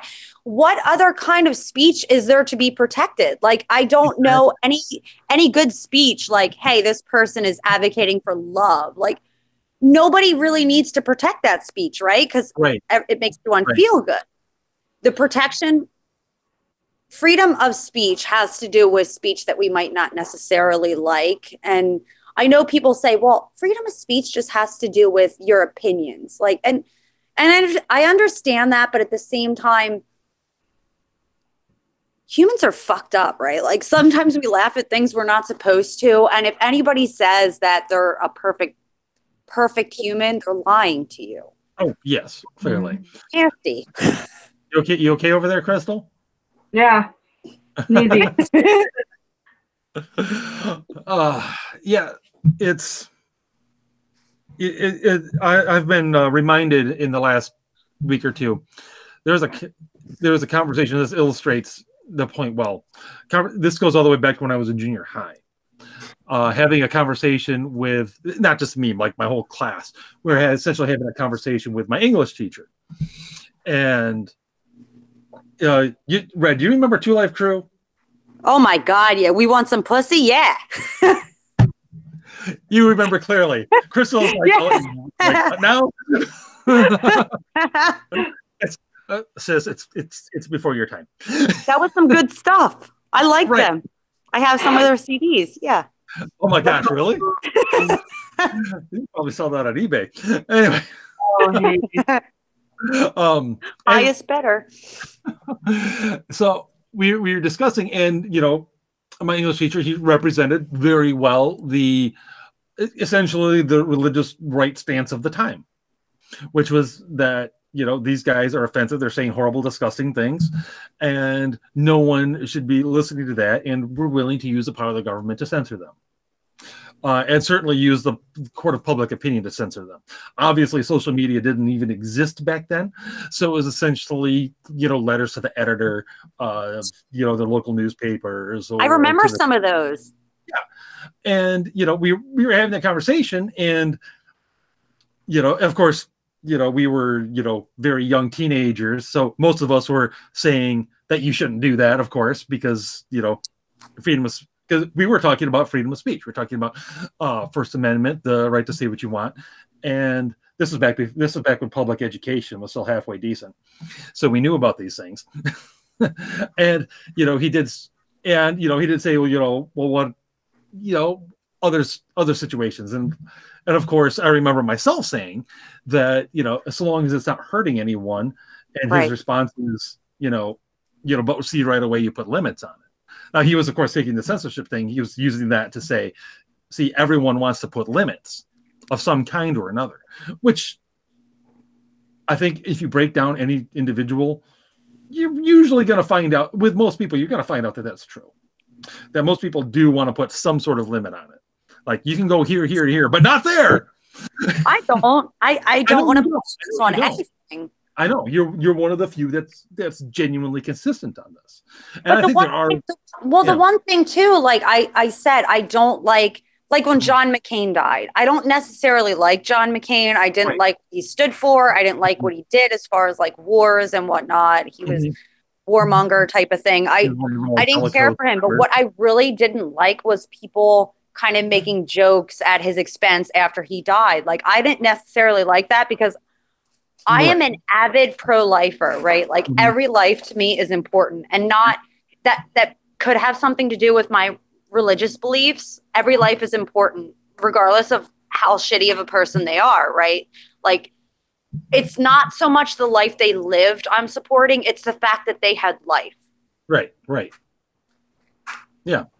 And I guess my overall point was, it is genuinely hard to be consistent on this. It really is, because I'm pretty fucking consistent. Even Osama bin Laden, I didn't agree with him, obviously, but at the same time, he was a life, and being that I believe in God, he was important to God, so he was still a life. He just went the wrong way. You know what I mean? Yes, and it's hard to be consistent. It is. It really is, because you have to overcome a lot of initial gut reactions and find yourself defending things oftentimes that you hate. Right. Like rape jokes. Fuck you, Jimber. Like rape jokes. I make you defend rape jokes. What the fuck? Yeah. So it's like, and I do recall, anyway, when it comes to like not as long as it doesn't hurt anybody else. I mean, really, that's incitement to violence. You know, I can't say go punch Red in the face and here's her address. You know, bring it on, bitches! I have guns. Okay, yes, you would follow that advice at your own peril, people. And I have a German Shepherd, so bring it. We're ready. I was disinclined to even mention your pimple. So. Oh my God! Fuck him, dude. What the hell? I can't believe he tweeted that, right? Like, you've seen that, obviously, if you're saying that. Like, ask Fred about her pimple. If you're listening to this, Jimber, fuck you so hard, dude. Well, I think my response was, I think I live far enough away that I'm probably safe. I don't know, man. I don't know. Find you if I really want to. But that's probably true. Didn't you say as long as, like, the speech doesn't hurt anybody? Could you elaborate on what that means? Are you talking about specific calls to violence? Because that's what I mean. Okay. Because things will hurt anybody. In case you haven't been paying attention, words are violence. Oh, yeah. Yeah, I am definitely not. I am nowhere near the words are violence camp. I do mean specifically incitements to violence. And that's speech that I'm not okay with. And if you look at freedom of speech, it has nothing to do with calls to violence, right? Like if you're saying, hey, go, like you said, go punch Red in the face. And by the way, once again, I have guns. If you're saying something like that, that's not protected. Somebody being nasty and being an asshole, I'm sorry, that person may be an asshole. That speech is protected. And like when it comes back to that whole Jimber rape thing, like it's still protected speech, right? Like he's allowed to be a dickhead if he so chooses to. And I support your right to say, hey man, you're being a fucking dickhead, knock it off. Like go do that. Don't try to shut someone up. Like, and one of my favorite comedians, I don't know if you're familiar with this guy, Bill Burr. A little bit. I know of him. I love him. He's like my spirit animal. He says shit that is so fucked up. You're like, oh my God, did he actually just say that? Like, you can't believe he said that. And Lisa Lampanelli, I don't know if you know who that is. Well, Lisa Lampanelli? Nope, no idea. She makes fun of everybody, right? Like Mexicans, she makes fun of Black people, she makes fun of gay people, she makes fun of disabled people. And she had this one skit that she did and said that she, I guess during her one skit, she didn't make fun of disabled people. Then she's like, so this guy rolls up to me and in his wheelchair and he's like, how dare you not think that disabled people can tell a joke? So like, she kind of pokes fun at everybody. And I think in this day and age, especially, humor is so very important. People are getting too offended over everything. Like as a white person, especially in this day and age, like, you know, I've been called Becky and Mayo. That shit is funny to me. I don't know why people are getting offended by that. I don't care. I love the Mayo. I love that. I love Mayo. Mayo's better than what's the other one? Miracle Whip. That is nasty. If you're listening to this, you follow me on Twitter and you eat mayo or Miracle Whip. Sorry. If you eat Miracle Whip, you can unfollow me right now. Nasty. And pineapple pizza people, you unfollow me too. Oh, I am well aware of your dislike of the pineapple pizza. Oh my God, I hate that so much. Crystal, your thoughts on pineapple pizza? Fuck those people. It's horrible. Like, why are you putting fruit on pizza? You might as well put strawberries on next. What are we doing? Here's the thing, though. It's the contrast of the sweet and savory. You know, like when you have barbecue pizza and it's like the sweeter barbecue. It's kind of like the same thing with pineapples on pizza. Ew, Crystal's a pineapple pizza eater. I'm gonna block you as soon as we're done with it. You watch. I'm gonna block you so hard. I'm gonna enjoy it too. I literally bring it up every single time you bring a pineapple on pizza. I'm like, I don't know. I could go for a piece right now. I fucking hate you. See, I told you. Just watch. Watch how fast you get blocked. Be like my fastest block ever. I had a funny feeling that was going to be the case. I kind of saw the look on Crystal's face and like, oh. So I'm gonna take Red's advice and I'm gonna go fuck myself because. Yes. So I'm just TMI. Yeah, really. What the hell? Go in the other room for that. Okay. Also, censored speech is a speech that makes my brain go like the freaking white noise. No, the only speech that we should be shutting down is for when people say they love pineapple pizza, right? Like, obviously, that is violence. That's a violation of the NAP, and we need to shut them down immediately. Crystal is banned from Twitter forever. And she really said She really said barbecue on pizza. As soon as she said that, I'm like, oh, it's gonna be what the hell? Barbecue and chicken. I had that. I had that pizza. It's disgusting. Stop it. You both are crapping on my both favorite pieces of speech. Pineapple on pizza and speech that makes Ginger go static. You know, I'm going to let her slide because she thinks Jensen Ackles is hot and she's a Supernatural supporter. So we'll let her slide. But if she messes up again, I'm telling you, block. I don't know. I'm tempted. Her and her boyfriend both intentionally see if they can break my brain at various times. Okay, no. Don't worry. I'm not bringing up any specific conversations last night. But no. That's mainly all him. Sure. Put him on the man. He's not here to defend himself. I'm in the dark. I have no idea what you two are talking about. What did her boyfriend say? That's just for the best. It's it's not. No. I'm left out. It's especially wrong because I think of Crystal like my little sister. So the fact that they're trying to break me is just not right. Break you from what? You don't even. We'll tell you in private, Red. Not on here. Not. Not in public. It's just it's not fit for public. No. Okay, and all of you dirty sons of bitches out there with your minds in the gutter, you're probably not as far off as I would like. Anyway.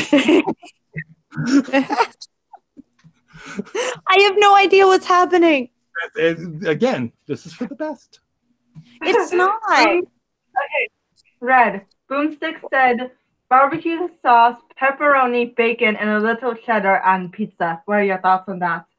My thoughts are you're fucking blocked too. What the hell are you all doing with pizza? What the hell? I don't know. I'm personally, I'm intrigued. I'd be willing to try that. No, stop it. Oh my God. What? No, barbecue sauce Red, on pizza. Where is your sense of adventure? My sense of adventure? Where is it? Okay, listen. Barbecue sauce does not belong on pizza. And pineapple does not belong on pizza. It is a violation of the NAP, and I will adhere to that, or I stick to that. You shut up. It does not. Okay, now that we have officially gone completely off the rails, and we are way over our normal time, but we were just having a way too much fun. So. Yeah.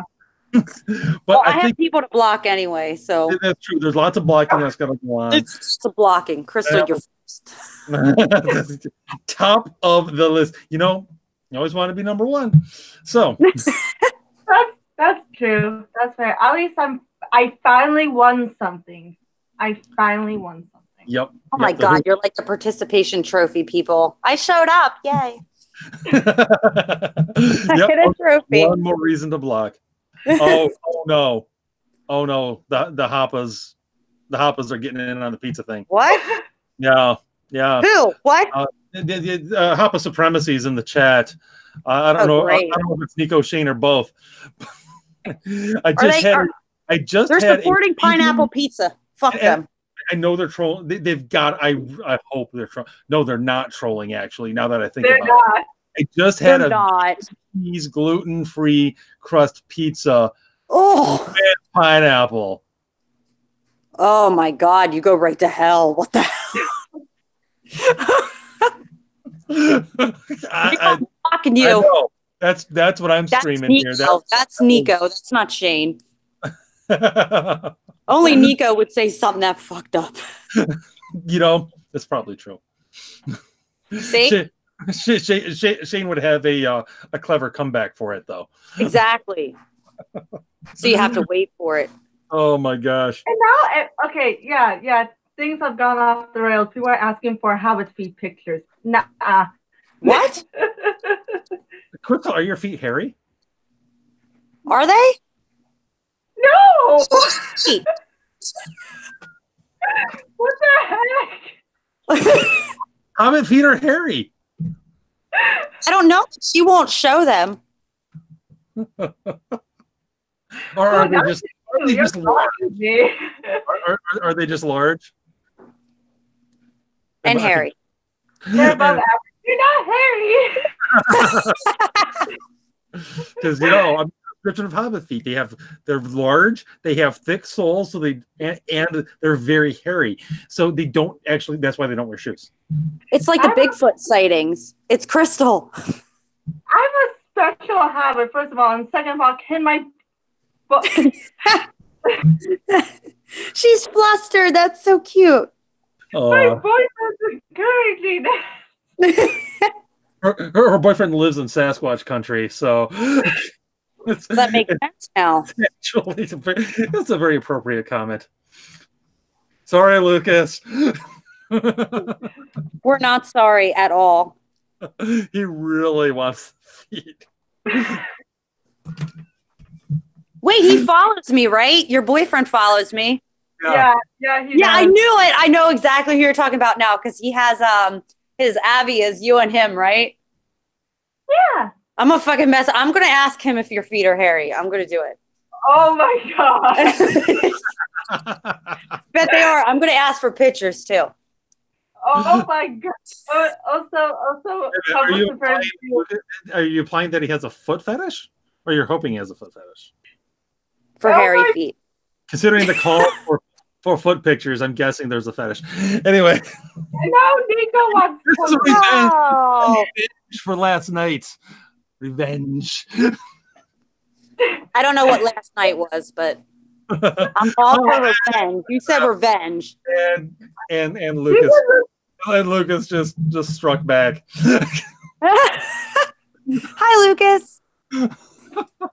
Did your girlfriend have hairy feet? Turning red. That's adorable. Crystal, you're cute.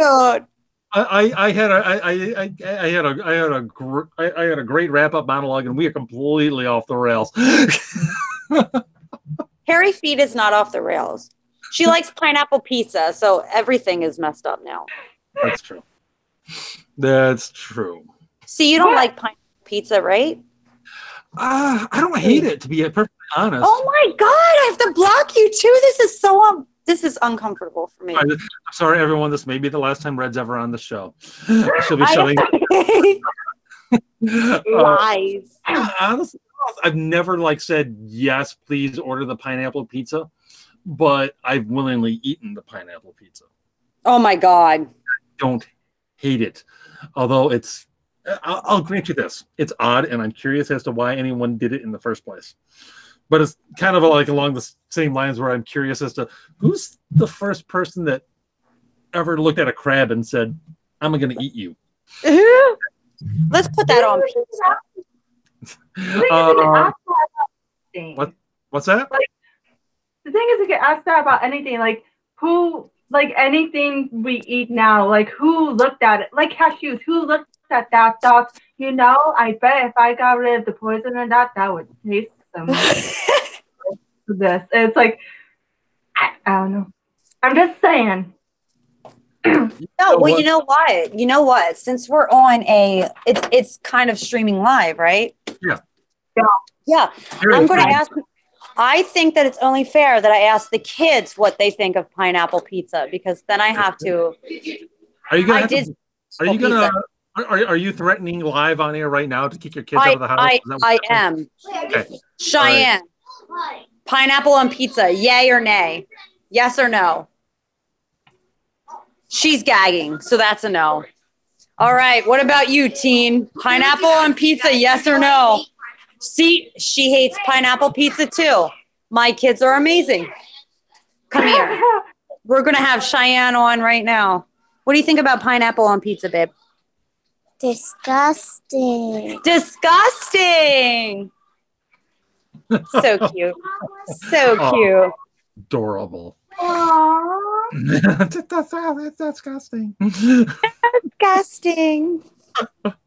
Honestly, I think she wants to say something. by all means. You have bunnies. She wants your bunnies. Can I have them? Can I have them? She wants your bunnies. Well, I would have to have a discussion with Mrs. Ginger about that. He wants to talk to his wife, babe. Do you want his Okay. bunnies? Yeah. Should he ship them?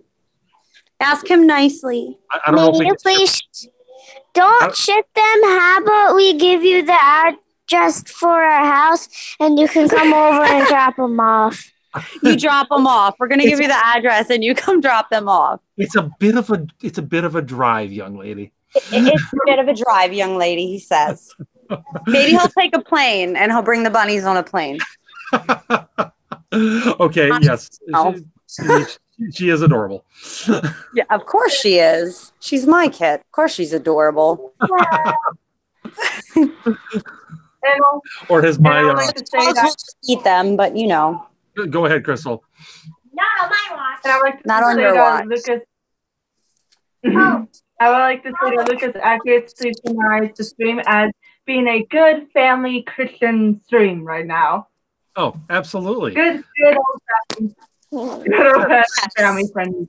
Bunnies and pizza and adorable little girls, or as my 3.5-year-old girl would say, adorable. Hey, and you know what? I think because I have taught her as far as, wait a minute, baby, where are you going? As far as like the pro-life goes, Cheyenne, what do you think about babies? Should we get rid of them or should we keep them? Keep them because they're cute. Keep them because they're cute. Absolutely. Even though they're annoying, she says. From the mouth of babes. Right? Let's keep all of the babies. Yes. Oh, one more thing. One more thing before we end this, because both of you are really pro-life. And I was thinking this, and I know a lot of the argument is they get into, are you going to financially support the baby? That's their go-to. Do you know anybody that is pro-life that has an organization? And I was thinking of starting this myself, actually. Okay. An organization where, say, it's a pregnant teen mother, right? Because my mother and my sister both, my mom got pregnant at 14 and had my sister. My sister got pregnant with my niece at 15 or 16 and she didn't. Yeah. So both of them had teen pregnancies and like it was really hard, but they didn't abort them. I was thinking of being pro-life, right? Like we really don't do too much. Is there an organization that kind of works with a woman that, say, she can't financially support the kid, right? And she doesn't know what else to do. She really doesn't want to abort the baby, but she doesn't have any options. Is there any kind of outreach for those particular women where they offer, like a pro-life stance, you offer daycare or you offer something along those lines? I think that's something that we should really think about. If we're so pro-life, I really do. They do have some kind of valid argument. Like, what are you willing to do to help those people? And I think that's something we should kind of consider. I can't think of a national organization that does that. There are, like in my area, I wouldn't be surprised if the big crisis pregnancy center in my area actually does stuff like that. I've been there. I've toured the facility. They're very in depth. They've got counseling and the whole 9 yards. And I know they work with a lot of the local churches and everything. So, I can't think of a specific organization. I do think these things do exist, but on a small local level. Now, that said, Red, I've actually had similar thoughts myself. Would you be willing to, because we are in different locations, would you be willing to work with me as far as that goes and figure out what we can do as a community across the nation, kind of work with people in different areas, see what we can come up with? Yeah, I'd love to try to at least talk through this and figure out what we can do, because if there's any cause that's worthy of my time and energy, it's this one. Right. I think so too. Yeah. And so and actually my oldest would love to work on something like that as well, because let's just say I think my oldest and your oldest, they would get along famously. How old is your oldest? Mine will be 15 in July. She's just about 15 herself. Well, she's really she's kind of, I'm working with her a little bit. She's still kind of pro-choice, like, and I understand that because she's from this generation. You know what I mean? So it's kind of hard to get her to understand the importance of life. And she's still young. And I think it's kind of important. And like we talked about a little bit that the next year that the pro-life march kind of goes on, I would like to be a part of that and bring the kids. And, you know, if you and your wife can come out and whatnot. Crystal, you should come too. Yeah. We'll make it a party. Yeah. See, party. We'll get pizza with no fucking pineapple. You realize, Red, that if there is some sort of meetup in DC next year, I am going to get pineapple pizza just to troll you. You know what? I'll let you do it because it's the libertarian in me, but I will give you shit about it every step of the way and every bite you take. I look forward to it. I'll take some. I'll eat it. I hope. There you go. Oh my God, seriously. But there's delicious pizza. I must eat it. I support your right to do it. In fact, there's even I know I know a pretty good pizza place in DC, as a matter of fact. So nice. As long as you hold my hair back while I vomit, I'm totally on board. And Lucas said he'll bring the whole pineapple. Seriously? We're gonna go there? He did. Look at the chat. That's exactly what he said. I can't see a chat. Lucas, I love you. Oh my God, I can't see this chat. There's a chat going on. What the hell are we saying? Yeah, it's on the YouTube thing. Yeah. I can't see it. Oh my gosh. What are they saying? Are they pro pineapple? Tell them to unfollow me right now. There are pro pineapple people. There are, in fact, honestly, Red, I'm not gonna lie. I don't think I see anyone. I don't think I see anyone on your side. I mean, fuck them. Fuck all of you. Lucas is trolling you. The Hoppas are trolling you. The Boomstick is trolling you. Basically, Boom always fucking trolls me. He can go to hell. You are getting ganged up on. I'm telling his wife too. Okay, but she's pro pineapple too, so it's really gonna matter. For your viewing pleasure, I'm dropping the link to the YouTube in the chat, so you can go and check and see everybody. Thank you. So now I know who to block. Yeah. Well, basically, everybody. They're just doing it to troll me. Oh wait. There's one guy named Juan who's on your side. Yep. Somebody's on my side? Hey, what's your Twitter handle? I'm gonna follow you. Retweet your whole fucking timeline. Oh. But Lucas says he loves you. Oh, looks like it's actually Mrs. Boomstick that is pro pineapple. Oh. Mr. Boomstick is just trolling you, probably under Mrs. Boomstick's orders. Well, I can't fault him for that. He's not going to get laid if he doesn't. Oh. He has to do everything she says. She's a very powerful woman. There's truth. There's truth to that whole scenario in general. I have to ask. For some reason, the Hoppas are saying that we should ask you about tummy pics. What is up with that? Oh, I haven't. I know the origin of that. Oh, you do? Okay. What is it?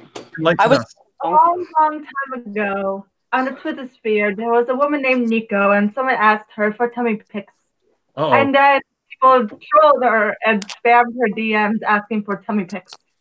So now, did not hear about that. Yeah, it was before you were on the scene, I think. Maybe. Yeah, because it was a long ass time ago, and did she show it? No. Why? I don't know. Some weird dude was asking. I do not have a hairy belly button, Boomstick. Hush. It's hairy feet. There are going to be so many blocks flying around after tonight. It's just going to be just a giant. Nobody's going to follow anybody anymore. We disassociate from everyone. Twitter, about an hour after this, Twitter's going to be like, well, we were planning on another bot purge, but I guess we don't have to anymore because everyone's already blocked everybody. As soon as I get back on Twitter, I swear, Boomstick is getting it, and so is his wife. Oh my god! Never mind. Why is everyone?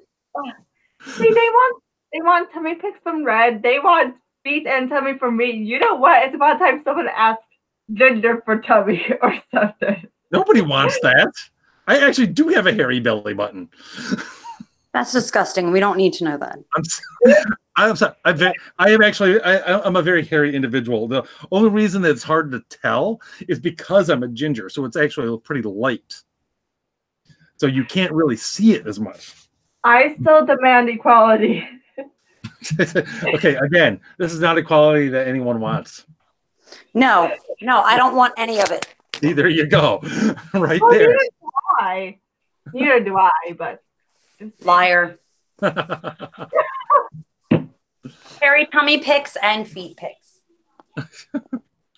Oh, dear.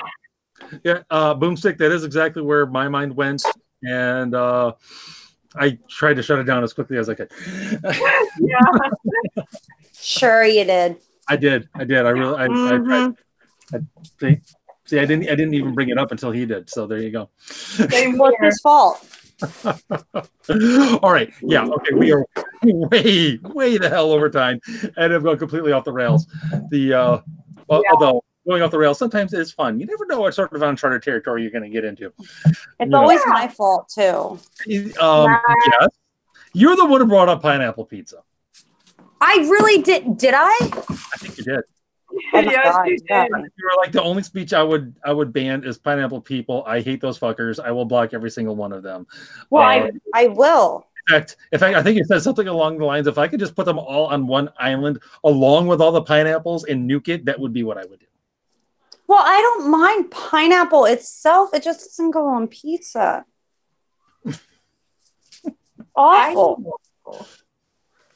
Well, Hawaii is sort of annoying. So, oh wait, I can't say that because of the Happas. I think that's where that term originates, if I remember right. What? The term Hapa, I think it originated in Hawaii. Because of the pineapple pizza? No. I don't know if pineapple pizza had anything to do with it, but it kind of all of a sudden feels like, you're blaming pineapple pizza the way like a liberal would blame the gun. It's like, you never would have gotten into trouble if it wasn't for that evil pineapple pizza talking to me and saying, you've got to do that horrible thing. Well, did you see the one live stream we did where the one guy, he was so against pineapple pizza, he's like, anyone that eats pineapple pizza is a pedophile. It was the best thing ever. No, but I think I have seen that flying around on the Twitters. That was fun. I think we had 8 people in that live stream. That was craziness. Oh my gosh, that's a lot. That's a lot of live streaming and a lot of people who probably hate pineapple pizza. Also, I can confirm the term Hapa originated in Hawaii because it is a Hawaiian term. There you go. And Hawaii is supposed to be the ethno state gender. How dare you? Well, I mean, that's just gathering everybody in one place so we know where to drop the bomb. We have to get them all together so we can drop the bomb. You're either there or you're not. Because you're pro pineapple pizza or you're not. At some point in time, if we don't act soon, it's going to come down to the Happas versus the Gingers, and only one can rule. Well, you like pineapple pizza, so I really don't know where I'm going. Ooh. Wait. But here, how about this? We combine and mix Happas with Gingers. No, because unfortunately the ginger gene is a recessive gene, and the dark-haired genes of the Happas would probably dominate, unfortunately. So we just have to strike first. No, well, my kids don't like pineapple pizza, so we win. Because pro-life. What? I don't know. I just want to win. I'm trying to square the circle there, but it's not working. So, all right, seriously, thanks for everybody who came in, who came into the chat tonight, and everybody who watched, everyone who was on Twitter and the notifications. Had a great time tonight. Next week, we're going to have at Painting Pastor Paige Rogers on discussing her latest article on Pastor John MacArthur and his shady little goings on. So be sure to tune in for that. Once again, Saturday at 9 p.m. Eastern Standard Time. Thanks again for coming. Follow Red at Dynamite Redder. That's with 2 D's, and Dynamite is spelled D-I-E. And follow Crystal at Crystal with 3. Are they L's? They're L's, right? Nice. 3 capital I's. I'm sorry at the end. They look the same. They really do. It's confusing. And yeah, I know. I kind of hate this. It causes a lot of confusion. But I wanted the Roman numerals, okay? Fair enough. And like pineapple pizza. You can follow the show at Fighting Void, and we will see you next week. And until then, keep fighting the good fight.